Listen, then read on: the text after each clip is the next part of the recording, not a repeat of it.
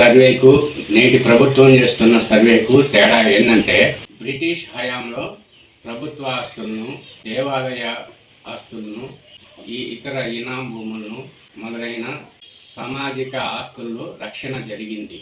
కానీ నేటి ప్రభుత్వం చేస్తున్న సర్వేకు కారణం, గతంలో రికార్డులు తారుమారు చేసి దేవాలయ భూములు, ప్రభుత్వ భూములు, ఇతర బడుగు బలహీన వర్గాల పేద రైతుల భూములను కబ్జాదారులు రికార్డులు మార్చి, రిజిస్ట్రేషన్లు మార్చి చేసుకున్న అక్రమాలకు సక్రమం చేయడానికి ఇప్పటి సర్వే ఉపయోగపడుతుంది. అప్పుడు బ్రిటిష్ సర్వే స్థిరమైన భూమిని ఉష్ణోగ్రతలకు అనుగుణంగా ఉండే సర్వే గొలుసుతో ఖచ్చితమైన సర్వే చేసేవాళ్ళు.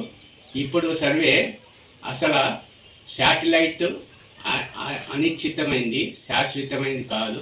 అట్లాంటి అశాశ్వతమైన శాటిలైట్ నుంచి సర్వే చేయడం, అది ఎంత శాశ్వతమో మీరు ఆలోచన చేయాలి. ఇలా పేదలు ప్రభుత్వ దేవాలయ భూములను కబ్జా చేయడానికే ఈ సర్వే ఉపయోగపడుతుంది.